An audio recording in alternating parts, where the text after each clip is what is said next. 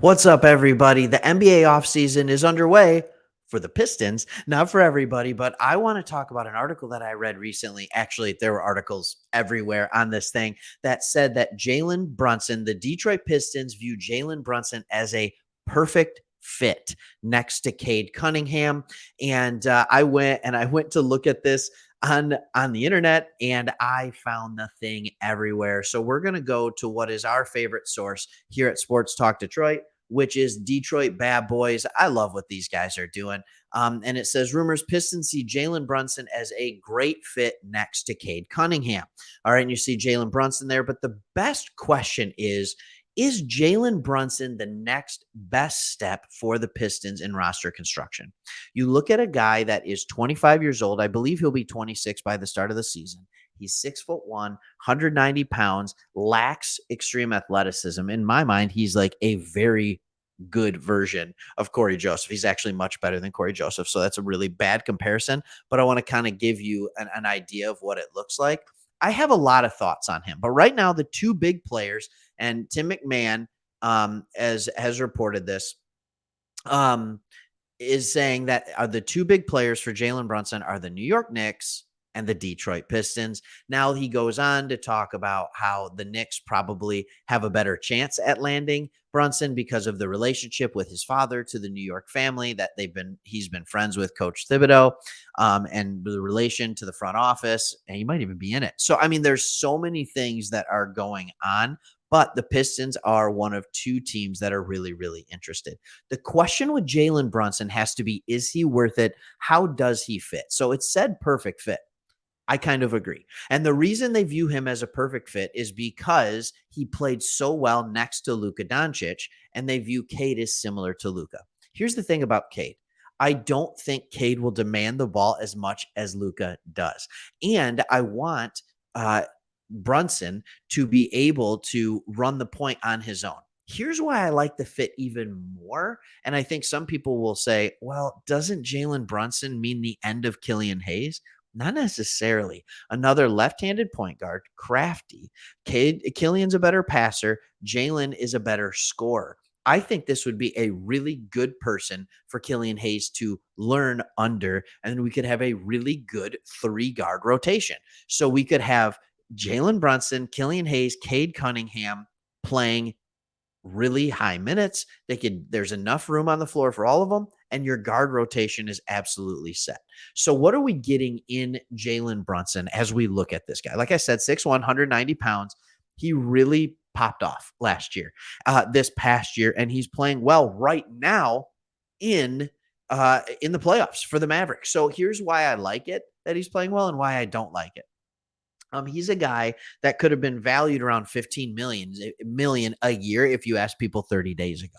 And then all of a sudden, a couple weeks ago, it was, well, more like 20 million. Like he's doing well and then he is playing well now. The Dallas Mavericks have the series even with the Suns at 2-2. He held them over while Luka had a hurt calf, and the guy proved like he can be a good player. He's not your number one option. He should not be a number one option, but he is a good player. And the stats back it up. This year, he's averaging 16.3 points per game. He's at 4.8 assists. That's a good assist number, especially if you're not the primary ball handler, because Luka's on his team. He's almost 4 rebounds, 50.2% from the field, 37.3% from three-point land, which is his career average. So he's very consistent at that mark, and 84% from the line. Here's some of the things that make more sense with Jalen Brunson that I don't think people realize. For being small, he's strong and he finishes really, really well around the net. I have it written down here. He's 72% inside 3 feet. That is remarkable for a guard to be at that number. He's 50% inside 16 feet, 45% between 16 and the three-point line, and then, as we already said, 37.3% beyond the arc. This will allow Cade room to grow into the guy that the Detroit Pistons need him to be. Jalen Brunson, I have no problem with him being a primary ball handler. Absolutely none. And he can take that pressure off of Cade as the primary ball handler in the backcourt. All of that is good. He is good, but this isn't a just why Jalen Brunson is so good. There's a couple of negatives that I see. In fact, I see exactly a couple, two negatives to this. Number one, defensive liability. Him and Cade, they're both very good scorers. They're good playmakers. They do things very well on the offensive end at a pretty efficient rate, to be honest with you. And they do it a little bit differently, but they both do it at an efficient rate. The problem is they're not superior athletes, so their foot speed's a little bit slower. What does a Jalen Brunson, Cade Cunningham backcourt look like on the defensive end? Jalen Brunson is on a team, the Mavs right now, that have been turned around on the defensive end. They're playing good team defense. So it lets you know that you can be in a team that has a good defense and he can be part of that. He can be a good team defender. But he has to have good defenders around him as well to do that. So that's the first thing that I struggle with, wondering if he is a perfect fit. Now we understand there's no perfection here, but just think about that. The number two thing is the price tag that has elevated so much. It went from 15 to 20 million range to the 20 to 25. And you're telling me Jalen Brunson's worth 25 million. And I'm telling you, like, maybe, I don't know. It's hard. It's hard. And so, yeah, he could be worth that. What does it look like? Does it make our team immediately better? Absolutely. It makes our offense much, much better. It takes the pressure off Cade Cunningham, and gives him that secondary ball handler in the rotation. It gives someone that can stick in there with the backup unit and run the offense. Absolutely no problem. So I do like his fit, and I like his numbers to go up even more. I think he becomes an 18 points a game, 18, 19 points a game guy here in Detroit. I think there's just a little more opportunity for him to work within our offense than in Dallas.